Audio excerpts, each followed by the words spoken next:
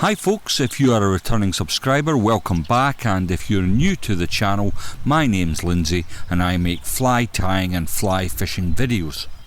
Today we are taking a deep dive into a super effective fly fishing technique called the dry dropper, the Klink and dink, or the duo as it is referred to across Europe. Whether you're a seasoned angler or a beginner looking to up your game, this method is a must-have tactic. So, without further ado, let's get into it.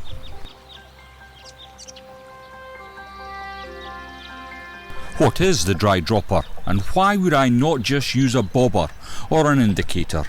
Both are fair questions. So, essentially, a dry dropper rig is a setup where you use a dry fly on a dropper as an indicator for a nymph. You can also tie it directly to the bend of the hook. This is known as New Zealand style. We will come on to this in more detail later in the video. To answer the second part of the question, it's simple. Although a bobber indicators are highly visible on the water, they can spook fish in two ways, with the heavy landing of the large indicator on the water, or even their footprint drifting above the target species head. Okay, let's take a little time to talk about the tackle and the setup for dry dropper. I'm here in Innisteig in County Kilkenny, and we have the River Nor behind me. It's absolutely stunning. Now, it is a tidal river, and I've never seen a river in my life rise as fast and drop as quickly as this river does. So you've got to be very careful in this circumstance. If you're out wading in the river and you're in the middle and you might be on a higher bit of ground, if the river's coming up, you need to get back to dry land safely. So anyway, back to the setup. Now, it will vary on the size of the river. As you can see, the river behind me is what I would call a medium-sized river. And I'm using, on this occasion, an 8-foot rod for a 3-weight. Now, you can use a variety, but I think 8 foot to 9 foot is probably a good fit for a dry fly rod. And essentially, we are fishing a dry fly type method. Now, in this river, I don't expect to be encountering fish anywhere bigger than 1.5 pounds. So a 3-weight to a 4-weight rod will suffice to tackle these kind of fish. Now, there's various species run the Nor. There's sea trout, they have the occasional salmon, and there is some roach in the river. But I'm here to tackle the brown trout, and they'll be between 1 pound to 1.5 pounds at most, I would think. So the 3-weight's perfectly adequate. You would get away with a 4-weight, but you need to be careful on your tippet selection. If you're using a 4-weight rod and very light tippets such as 7X, then you might part company with the fly from your tippet as a fish takes and you strike too hard. Now, a question I do get asked is, I only have one rod and I primarily use it for Euro nymphing. So my rod's 11 foot, 10.5 foot, 10 foot, whatever Euro nymphing rod that's flavour of the month with you at the moment. And the answer to that question is absolutely yes. In fact, a Euro nymphing rod can be an advantage in some circumstances. So in faster flowing pocket water, like we have behind me, you can get a lot closer to the fish, generally speaking. And with a Euro nymphing rig and rod, you can keep all that line off the water, so you've got direct contact to your dry fly, and you can dap it across the water while your nymph's fishing below the surface. But as with everything in fly fishing, it is a compromise. You're not able to cast distances, and on the more gentle glides that is just upstream of this bridge, I would be much more inclined to use my dry fly rod to fish with the duo. I can get much further distance than I could with a Euro nymphing rod, and it's much more effective for covering the water. But I'm digressing. We're here to talk about the dry dropper, the Klink and dink, the duo. So we're going to stick with this rod primarily for the purpose of this video. It's an 8-foot A. Jensen Igniter 2 rod for a 3-weight. Now, 8 foot's probably as short as I'll go with my rods. I do have one in my collection which is 6 foot for a much closed in river, but 8 foot is more than adequate for what we have here. Now, To that, I have a tapered leader. Now, I used to make my own knotted leaders, but I now tend to just buy the ASO tapered leaders, and then I cut them to suit my needs.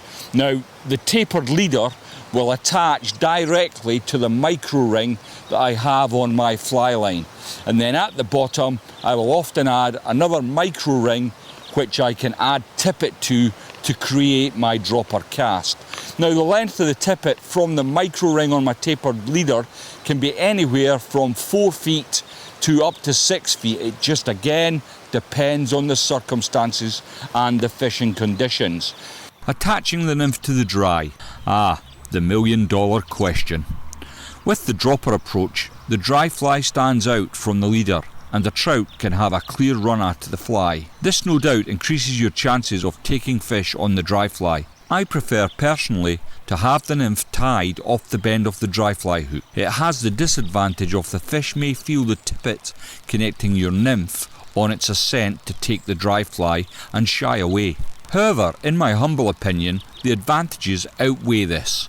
You have direct contact to your indicator fly, and if it does anything out of the ordinary, such as pause or a sideways movement, that's your cue to strike.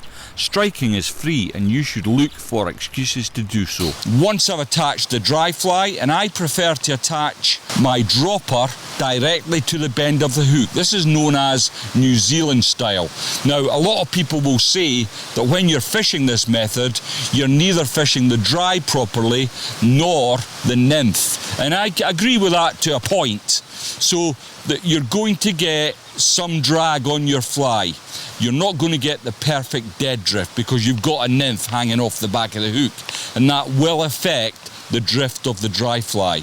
And the nymph will be getting held up by the dry fly, which is in the upper layers of the water, and the upper layers will be moving quicker than the water on the river bed. So you are going to get some slight variation with fishing this way, but I think the benefits outweigh downside of it. The length of the tippet between the dry fly and the dropper, I generally start between 4 feet and then shorten up from there. If you're having to go to any longer length of tippet for your nymph, then I would suggest that you're probably not in the right kind of water for fishing duo. You want to reach for your bung rod or perhaps your Euro nymphing rod to fish water deeper than 4 feet. Guys, I'd like to pause for a second. If you're getting some value or even some entertainment from the videos, please give the video a like. It makes a massive difference to the YouTube algorithm, and you can subscribe to the channel. One small click for you is a giant leap for growing the channel, and it encourages me to make more videos. You can unsubscribe at any time. So that said, let's jump straight back in. Okay, let's talk about fly selection for fishing the duo, and we'll start with the dry fly aspect of the system. Now, you should try and mimic the flies that are coming down the river, but that could be difficult on some occasions. Your primary concern is that you have a dry fly that can support the nymph you're fishing either off the back of the hook or from the dropper, as we've previously discussed. Now, I find it very difficult to see past the unsinkable sedge or the sighter sedge. They've both served me very well over the years, and it's usually my go-to for fishing this method. Of course, there's lots of other choices of flies. Parachute flies are very popular with this method, and in the past I have used Parachute Adams to great effect. It's a fly that works really well as an indicator with different coloured posts depending on the lighting conditions, and everyone will be different. So I prefer a nice light pink post which I pick up on the water very easily, but yourself, you may prefer black. White's very popular, yellow, it's really up to you. You should really experiment with the different coloured posts until you find the colour that you pick up on the surface of the water quickly. Of course, across the pond, Americans like to use hopper style patterns which are highly buoyant as they're mostly made up from foam, and they'll stay right in the surface, and you can hang quite heavy nymphs off the back of this type of flies. Not as popular here in the UK, but definitely an option. Okay, let's talk about the nymphs. So nymphs, generally I won't fish much bigger than a size 16 off the back, a small dry fly. I have been known on occasion to use a 14, but it is very rare. And mostly I'm kind of in the middle between a 16 and a 22, which is an 18. That's my sort of starting gambit. I will go down in size if I'm fishing for either smaller fish or I'm not getting any action with my size 16 bugs. Well, before we actually get into the river and start fishing, let's talk briefly about the approach. It's much more important than all the setup. You can do all the preparation you like, but that could all be undone by a poor approach. So I've walked up and down and I've looked for likely spots to enter the river. There are sort of steps here which leads down to the bank. This is a tidal river, so in the evening it does come up quite high. Now, having looked at the river, I'm probably on the wrong method. I should just be going with a straight dry, but then we would be making a dry fly video and it's about the duo and we're going to try and stick with it, but there's fish rising everywhere. They're not particularly big fish, but I'm sure they're very hungry and they'll play ball. So I'm expecting to get a few fish on the dry fly. Now at the moment there's a fair breeze coming up the river and it is causing a disturbance on the river surface, which is going to help me with my approach, because the general scheme of things is this river's very flat, very slow flowing, and when I get into the water, what I want to do is be very careful with my movements. I don't want to be causing a big bow wave that's going to be sent out across the river, spooking any fish that are happily feeding away. Okay, I want to give you some hints and tips that might help you while you're fishing this method. Now the first one should really be happening at the fly tying bench, and I have already treated the fly that I've got here in hand, but what I've started to do now with all my dry flies that I intend to use for the duo, I'm treating with Piscari Flies Dry X, and basically all you do is you give it a little pump, completely soak the fly, and then you would leave this to the side for 24 hours. It will soak right into the fly and it makes the fly hydrophobic, which means it will repel water for much longer. Following on from that tip, what I use to recover the fly once it's completely sodden and the effects of the Dry X is pretty much worn off, I use Hunt's Original Powders. I've used this for years and years and I've got no hesitation in recommending it.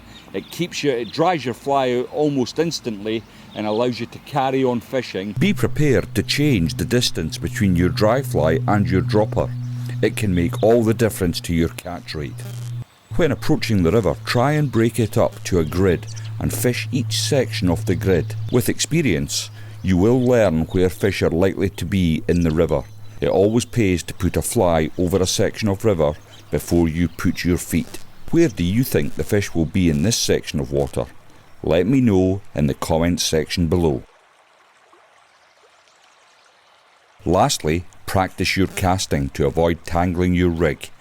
Nobody likes to lose flies, and re-rigging takes up valuable fishing time.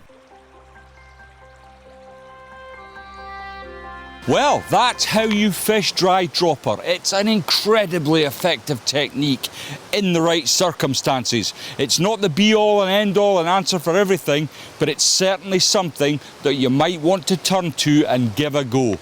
Thanks for watching the video, and I'll see you all in the next one. Now, a question I am asked quite a bit is, can I fish with my Euro nod?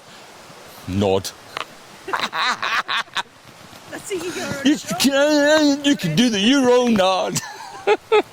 Right, okay, let's try that again.